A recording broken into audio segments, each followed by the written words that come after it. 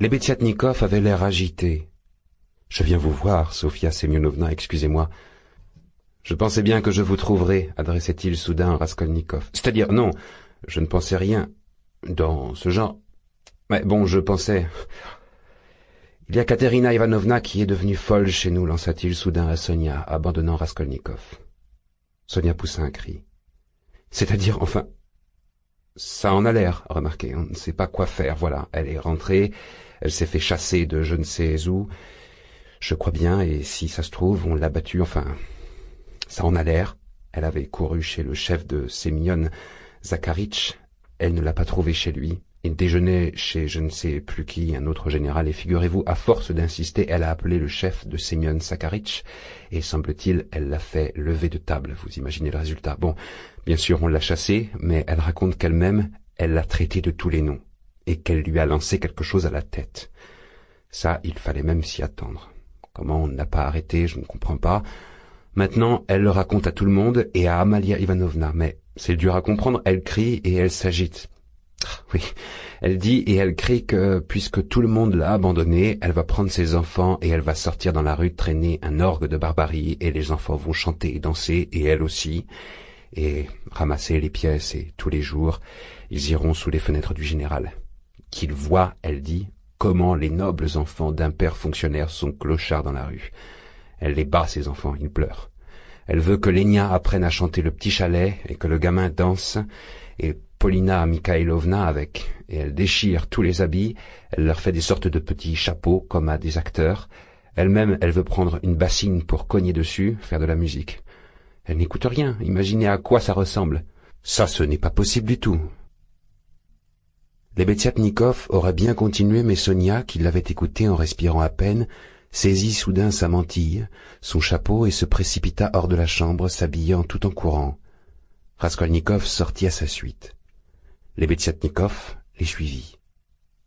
« Elle est devenue folle, aucun doute, » disait-il à Raskolnikov, se retrouvant avec lui sur le trottoir. « Je voulais juste ne pas effrayer Sofia Semyonovna quand j'ai dit « ça en a l'air, mais ça ne fait aucun doute ».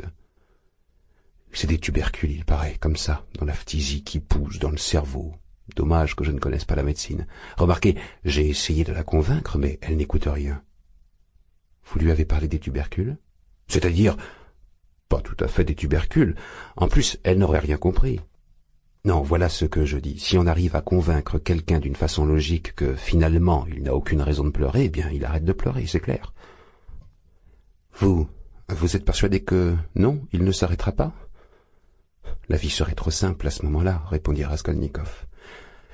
Permettez, bien sûr, Katerina Ivanovna a beaucoup de mal à comprendre, mais, savez-vous, à Paris, il y a déjà eu des expériences sérieuses rapport à la possibilité de guérir les fous en agissant uniquement par la persuasion logique. Il y a un professeur là-bas qui est mort depuis peu, savant sérieux, qui a imaginé que c'était possible. Son idée essentielle est qu'il n'y a pas de trouble particulier dans l'organisme des fous, que la folie est pour ainsi dire une erreur logique, une erreur de jugement, un regard erroné sur les choses. Il contredisait le malade petit à petit et figurez-vous, il obtenait à ce qu'on dit des résultats. Mais comme en même temps il utilisait aussi les douches, les résultats des cures doivent être mis en doute, bien sûr. Enfin, du moins, ça en a l'air. Raskolnikov n'écoutait plus depuis longtemps. Arrivé devant chez lui, il fit un signe de tête à Lebediatnikov et tourna sous la porte cochère. Lebediatnikov reprit ses esprits, regarda autour de lui et se remit à courir. Raskolnikov entra dans son réduit et s'arrêta au milieu. Pourquoi était-il revenu là? Il regarda ses papiers peints jaunâtres, déchirés, cette poussière, cette couchette. Dans la cour, on entendait des coups, violents, continuels, comme si quelque part quelqu'un était en train de clouer quelque chose, un clou ou quoi. Il s'approcha de la fenêtre, monta sur la pointe des pieds et longuement, avec une apparence d'attention extrême, il observa la cour. Mais la cour était vide, on ne voyait pas ceux qui cognaient. À gauche, dans le pavillon, on voyait çà et là des fenêtres ouvertes. Il y avait des petits pots sur les fenêtres, des géraniums ragitiques. Derrière la fenêtre, on avait accroché du linge, tout cela il le connaissait par cœur. Il se détourna et s'assit sur le divan. Jamais encore, il ne s'était senti si monstrueusement seul. Oui, Il sentit une nouvelle fois que réellement peut-être il se mettrait à haïr Sonia et, oui, maintenant, quand il l'avait rendue encore plus malheureuse. Pourquoi était-il allé lui demander ses larmes? Pourquoi lui était-il si nécessaire de dévorer sa vie? Oh, quelle ordure! Je resterai seul, dit-il soudain d'une voix décidée. Jamais elle ne viendra me voir en prison. 5-6 minutes plus tard, il relevait la tête et souriait d'un sourire étrange. C'était une pensée étrange. Peut-être, c'est vrai que c'est mieux au bagne.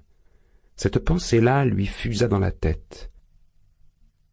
Il ne se souvenait pas du temps pendant lequel il était resté chez lui avec ces pensées indéfinies qui grouillaient dans sa tête.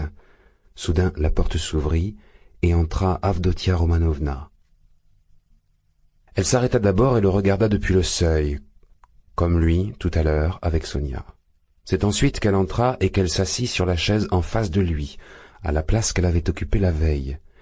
Il la regarda sans rien dire, comme sans penser. « Ne te fâche pas, Rodion, je viens juste 1 minute, » dit Dounia. L'expression de son visage était pensive mais pas dure. Son regard était clair et calme.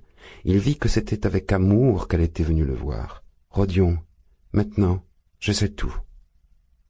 Tout. Dmitri Prokofitch m'a tout expliqué, tout raconté. On te traque et on te torture sur un soupçon absurde et monstrueux. Dmitri Prokofitch m'a dit qu'il n'y avait aucun danger et que tu avais tort d'être horrifié comme ça. Moi, je ne suis pas de cet avis, et je comprends pleinement comme tout est révolté en toi, et je sais que cette indignation peut laisser des traces pour toujours. C'est de ça que j'ai peur. Si tu nous as abandonnés, je ne te condamne plus. Je ne prends pas sur moi de le faire, et pardonne-moi si je t'en ai fait le reproche. Je sens bien que s'il m'arrivait un si grand malheur à moi aussi je quitterais tout le monde. Ça, je ne le dirai pas à notre mère, mais je parlerai de toi sans cesse. Et je lui dirai de ta part que tu rentreras très vite. Ne te torture pas pour elle. Moi, je l'apaiserai. Mais toi non plus, ne la laisse pas dépérir. Viens la voir au moins une fois. Souviens-toi que c'est ta mère. Et maintenant, je viens juste dire une chose. Dounia avait commencé de se lever. C'est que si, sait-on jamais, tu as besoin, ou si tu avais besoin, de toute ma vie ou quoi, appelle-moi, je viendrai. Adieu. Elle se tourna brutalement et alla vers la porte. « Dounia !» fit pour l'arrêter Raskolnikov. Il se leva et vint vers elle. « Sœur Azumikine, Dmitri Prokofitch, c'est quelqu'un de très bien. » Dounia rougit un tout petit peu. « Eh bien ?» demanda-t-elle après une courte attente. « C'est quelqu'un de pratique, de travailleur, d'honnête, et qui est capable d'aimer très fort. Adieu, Dounia. » Dounia s'empourpra tout entière, puis soudain elle fut traversée d'inquiétude. « Mais quoi, Rodion? C'est vraiment pour toujours que nous nous quittons? Si tu me fais des testaments pareils? Pas grave. Adieu. » Il se détourna et alla vers la fenêtre. Elle attendit un peu, le regarda avec inquiétude et sortit, pleine d'angoisse. Non, il n'était pas froid à son égard. Il y avait eu un moment, le tout dernier, pendant lequel il avait eu une envie terrible de la prendre dans ses bras de toutes ses forces et de lui faire ses adieux, et même de lui dire, mais il n'avait même pas osé lui tendre la main. Après, encore je parie, ça la dégoûtera quand elle se souviendra que je l'ai prise dans mes bras. Elle dira que je lui ai volé son baiser. Et elle tiendra, oui ou non, ajouta-t-il en lui-même quelques minutes plus tard. Non, elle ne tiendra pas. Celles-là, elles ne tiennent jamais. Celles-là, elles ne tiennent jamais. Et il pensa à Sonia. De la fraîcheur lui vint de la fenêtre. La lumière était moins éclatante dans la cour. Il prit soudain sa casquette et il sortit. Bien sûr, il ne pouvait pas, et il ne le voulait pas, se soucier de sa maladie. Mais toutes ces inquiétudes incessantes, toutes ces horreurs de l'âme ne pouvaient pas passer sans laisser de séquelles. Et s'il n'était pas encore couché avec une fièvre véritable, c'était justement parce que peut-être cette inquiétude intérieure, incessante, le maintenait toujours sur pied et dans un état conscient, mais d'une façon comme artificielle pendant encore un temps. Il errait sans but. Le soleil se couchait. Une sorte d'angoisse particulière avait commencé d'apparaître en lui ces derniers temps. Elle n'avait rien de particulièrement mordant, de brûlant, mais il lui venait d'elle comme un soupçon de quelque chose de constant, d'éternel. On y pressentait les années sans issue de cette angoisse froide et glaçante, on y ressentait une sorte d'éternité pour un archine d'espace. Au soir, cette sensation d'habitude le torturait plus fort.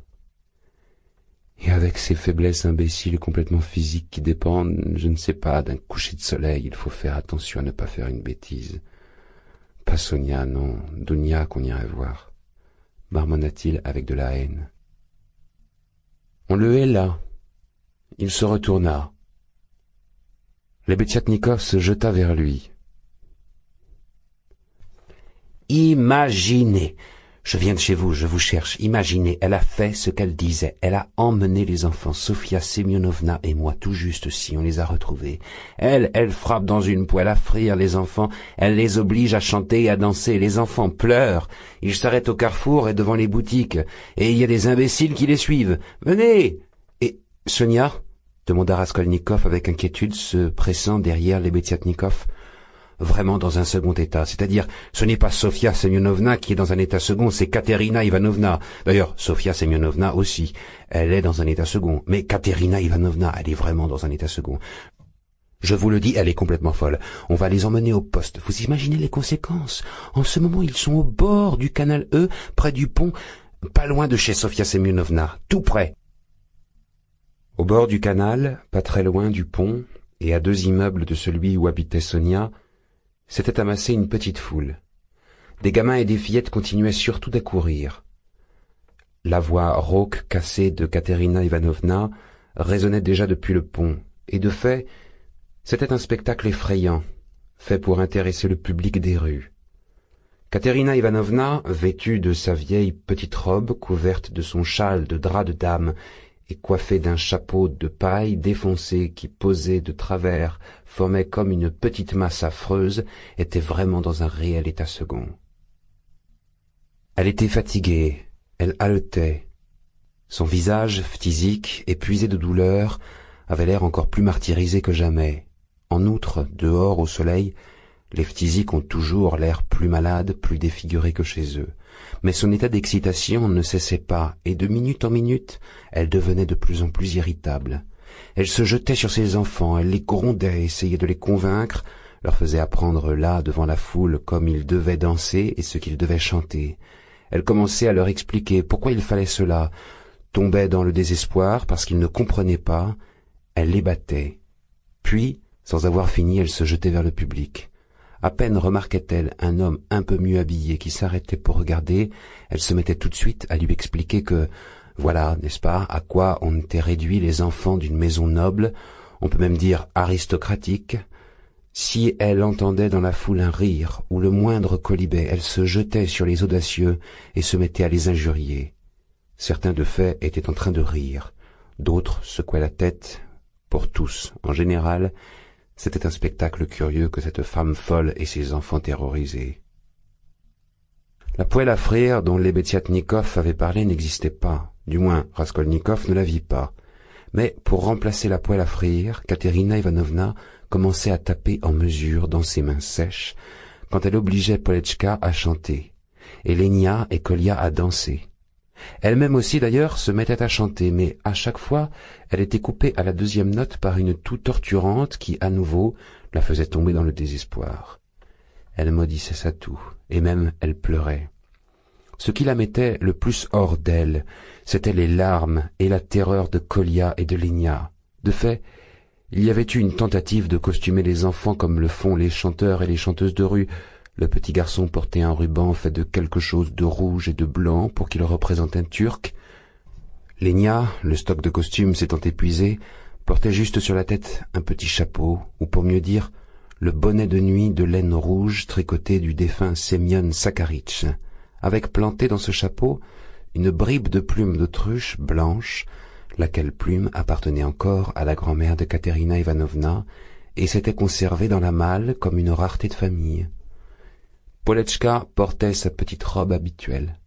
Elle posait sur sa mère des yeux timides et perdus, ne la quittait pas d'une semelle, cachait ses larmes, devinait que sa mère était devenue folle et lançait tout autour d'elle des regards inquiets. La rue et la foule l'avaient remplie de terreur. Sonia ne quittait pas Katerina Ivanovna, pleurant et la suppliant à chaque instant de rentrer chez elle, mais Katerina Ivanovna demeurait inflexible. « Arrête, Sonia, arrête !» criait-elle, avec un débit précipité, pressé, écrasé par la toux. « Tu ne sais pas ce que tu dis, comme une enfant. Je t'ai déjà dit que je ne reviendrai pas chez cette Allemande saoule.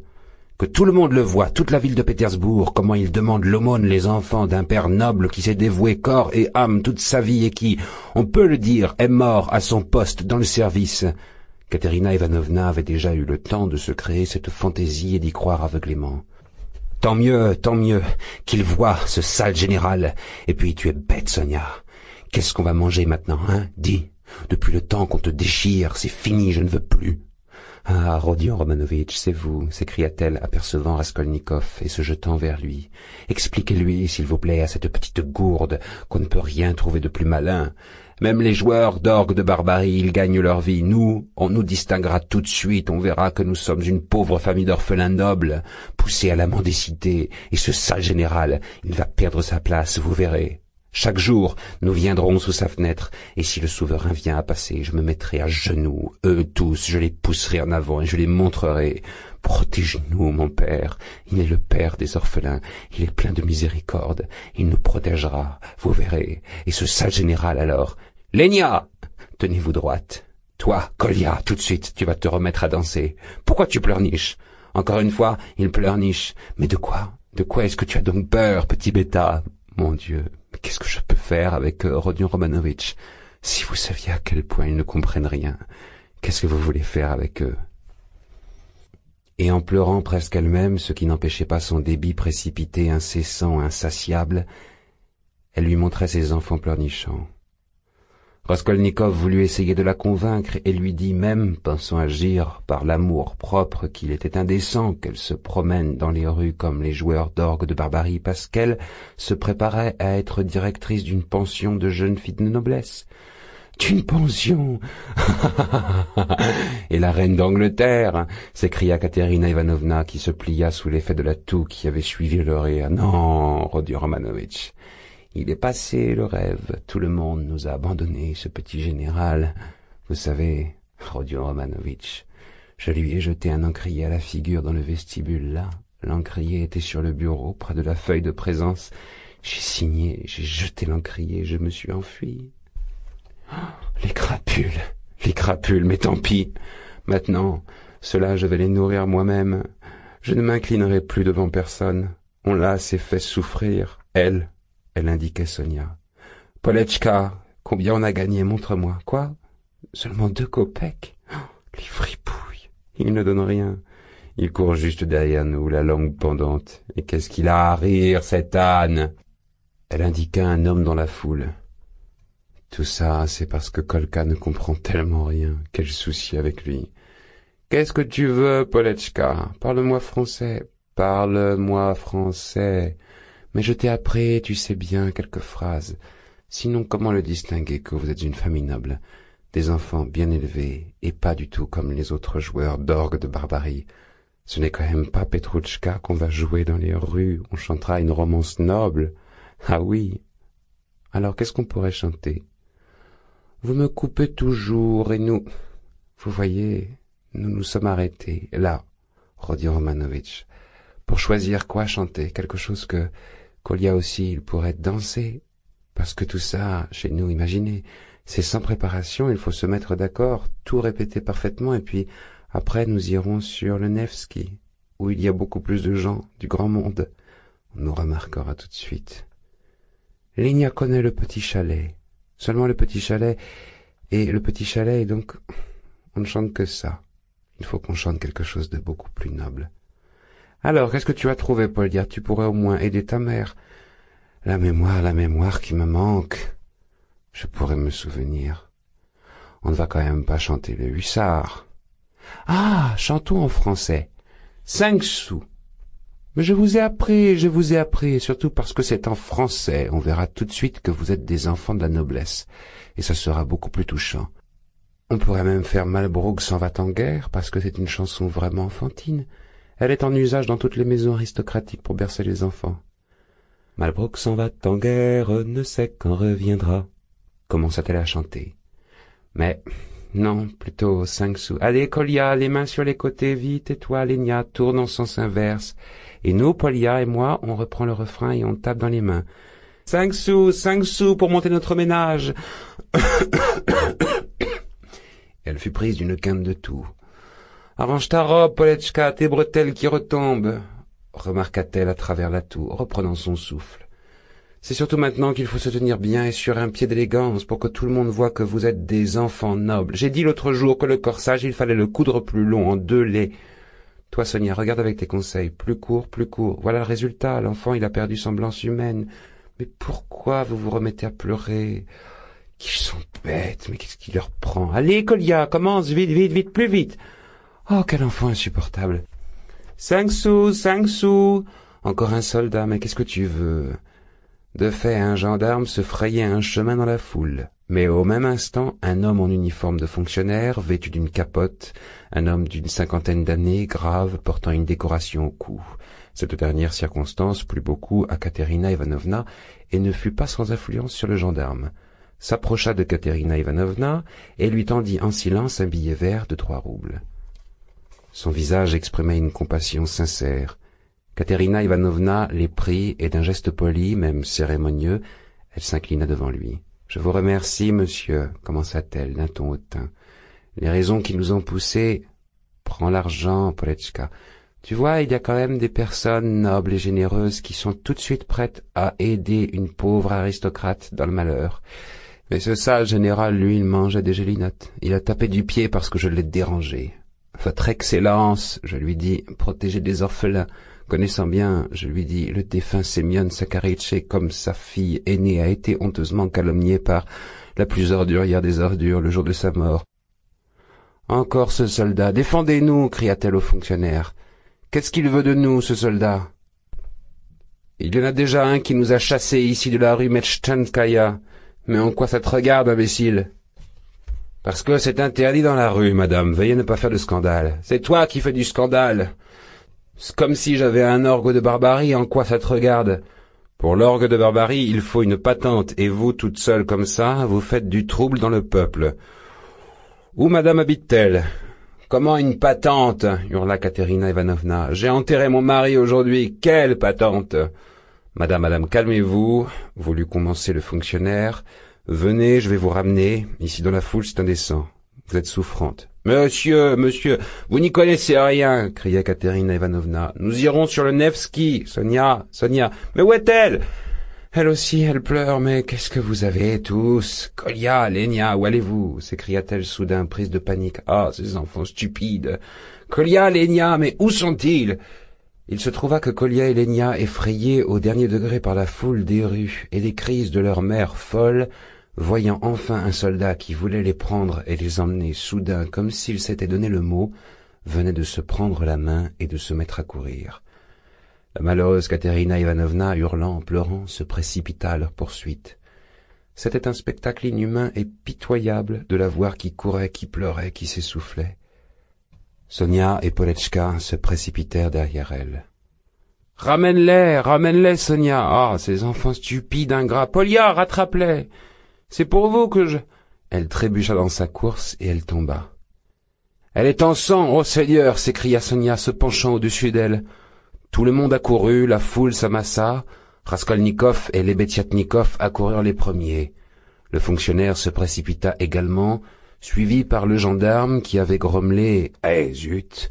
avec un geste d'impuissance, comprenant que l'affaire allait lui faire du souci. « Écartez-vous, écartez-vous » faisait-il, chassant les gens qui s'amassaient. « Elle meurt !» cria quelqu'un. « Elle est devenue folle !» reprit quelqu'un d'autre. « Jésus, protégez-la !» fit une femme en se signant. La petite et le gamin, on les a repris, ça y est, on les ramène. la grande qui les a rattrapés. Il y a intérêt à les tenir, cela.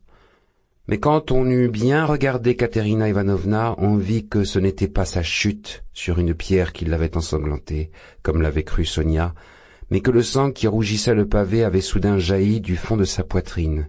« Je sais ce que c'est, j'ai déjà vu », marmonna le fonctionnaire à Raskolnikov et Lebediatnikov. « C'est la phtisie.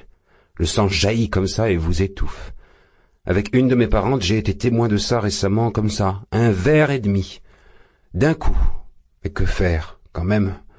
Elle va mourir tout de suite. »« Ici, chez moi, » suppliait Sonia. « J'habite ici, là, cet immeuble, le 2e à partir d'ici, chez moi, vite, vite !»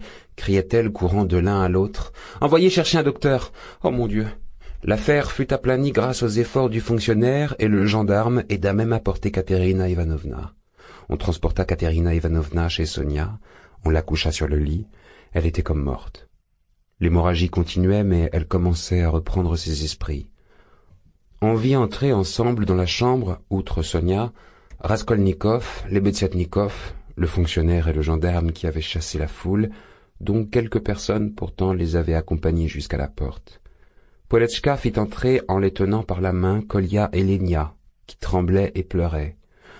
On vit aussi paraître les Kapernaoumov, le père lui-même, boiteux et borgne, un homme à l'air étrange, aux cheveux en brosse dressés tout droit, avec des favoris, sa femme, qui avait à tout jamais une sorte d'air terrorisé, et quelques-uns de leurs enfants, bouche bée, le visage figé dans un étonnement perpétuel. Au milieu de ce public surgit soudain Svidrigaïlov. Raskolnikov le regarda avec surprise, sans comprendre d'où il avait pu apparaître. Il ne se souvenait pas de l'avoir vu dans la foule. On parla d'un docteur et d'un prêtre. Le fonctionnaire, qui avait pourtant chuchoté à Raskolnikov qu'un docteur était à présent inutile, l'envoya néanmoins chercher. Kapernaoumov lui-même partit en courant. Entre-temps, Katerina Ivanovna avait repris son souffle. Le sang s'était arrêté un instant.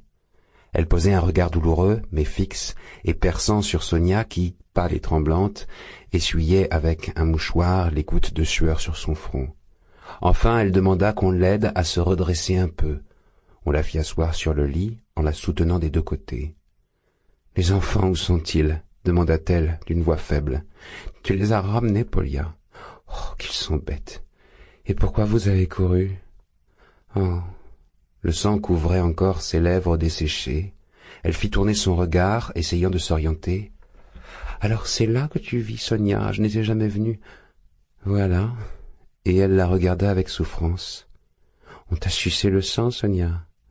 Polya, Lenia, Kolya, venez ici. Tiens, Sonia, ils sont là, tous, prends-les. En main propre, moi ça suffit, fini le bal. Allongez-moi, laissez-moi au moins mourir tranquille. » On l'allongea à nouveau sur l'oreiller. « Quoi? Un prêtre? Pas la peine, vous avez 1 rouble à gaspiller. Et je n'en ai pas de péché. Dieu doit me pardonner comme ça, il le sait bien lui-même, comme j'ai souffert. Et s'il ne me pardonne pas, pas la peine. » Un délire anxieux s'emparait d'elle de plus en plus. Parfois elle tressaillait, faisait rouler ses yeux, reconnaissait les gens pour un instant, mais tout de suite sa conscience sombrait dans le délire. Son souffle était rauque et pénible. Il y avait comme quelque chose qui bouillonnait dans sa gorge. « Je lui dis, Votre Excellence !» s'écriait-elle, reprenant son souffle après chaque parole. « C'est Amalia Ludvigovna. Ah, Lenia, Kolya, les mains sur les hanches, vite, vite, glissez, glissez. Pas de basque, tapez des pieds. Sois un enfant gracieux. Du hast Diamanten und Perlen. » Commencez ensuite ça, le chanter. Du hast die schönsten Augen, Mädchen. Was willst du mehr? Ah oui, je pense bien. Was willst du mehr? Je vous en trouve, l'imbécile. Ah oui, ou ça encore. Sous le feu de midi, au fond du Daghestan. Ah, comme j'aimais. J'étais folle amoureuse de cette romance, Poletchka. Tu sais, ton père... Il la chantait, encore fiancé. Oh, les jours... C'est ça. Ça qu'il faudrait chanter. Mais comment? Comment? et moi qui oubliais. Mais rappelez-moi, mais comment... Elle était dans une agitation extrême et s'efforçait de se relever. À la fin d'une voix terrifiante, rauque, brisée, elle entonna, criant et haletant à chaque mot, avec l'air d'une sorte de frayeur qui ne faisait que croître. « Sous le feu, de midi, au fond du Daghestan, du plomb dans la poitrine. »« Votre Excellence !» hurla-t-elle soudain dans un cri déchirant, les larmes aux yeux. « Protégez les orphelins, en souvenir de l'amitié du défunt Semyon Sakharitch. On peut même dire aristocratique. » fit-elle, dans un tressaillement soudain, revenant à elle et observant les gens avec une sorte d'effroi. Mais elle reconnut tout de suite Sonia. « Sonia, Sonia !» prononça-t-elle d'un ton timide et caressant, comme si elle s'étonnait de la voir devant elle. « Sonia, ma chérie, toi aussi, tu es là. » On la releva encore. « Assez. C'est l'heure. Adieu, malheureuse. » Ils l'ont tuée, la vieille rosse. « On peut plus, » cria-t-elle avec haine et désespoir, et elle bascula, la tête sur l'oreiller. Elle sombra à nouveau dans l'inconscience, mais cette dernière inconscience ne dura pas longtemps. Son visage jaune, pâle, desséché, s'était rejeté en arrière. La bouche s'était ouverte, les jambes étendues dans une convulsion. Elle inspira profond, profond, et elle mourut. Sonia tomba sur son cadavre, le serra dans ses bras, et demeura figée, la tête plaquée contre la poitrine sèche de la défunte. Poletchka tomba devant les jambes de sa mère, et elle les embrassait en sanglotant.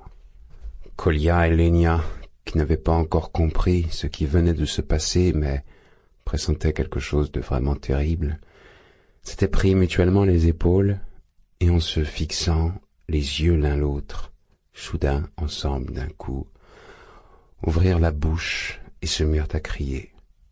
Tous deux portaient encore leur costume. L'un son turban, l'autre son bonnet avec la plume d'autruche. Comment le tableau d'honneur se retrouva-t-il soudain sur le lit auprès de Katerina Ivanovna? Il était là, près de l'oreiller. Raskolnikov le vit. Il s'écarta vers la fenêtre. Lebeziatnikov bondit vers lui. « Elle est morte, » dit Lebeziatnikov. « Rodion Romanovitch, j'ai 2 mots importants à vous dire, » fit Svidrigaïlov en s'approchant. Lebeziatnikov céda tout de suite la place et se fit oublier. Svidrigaïlov entraîna Raskolnikov assez surpris, plus au fond, dans un coin. « Tous les soucis, je veux dire l'enterrement et ce qui s'ensuit, je les prends sur moi. Vous savez, c'est une question d'argent et, comme je l'ai dit, j'en ai en trop. Ces 2 poussins et cette Poletchka, je vais les placer dans un orphelinat quelconque, mais quelque chose de bien. Et je mettrai pour chacun, jusqu'à la majorité, un capital de 1500 roubles, que Sofia Semyonovna soit entièrement rassurée. Et elle aussi, je vais la sortir de son bourbier, parce que c'est une jeune fille bien, n'est-ce pas? Bon, alors, vous direz à Avdotia Romanovna que c'est comme ça que j'ai utilisé ces 10 000 roubles.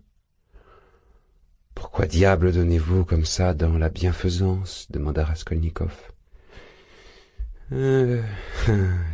Qu'il est méfiant, fit Svidrigaïlov en se mettant à rire.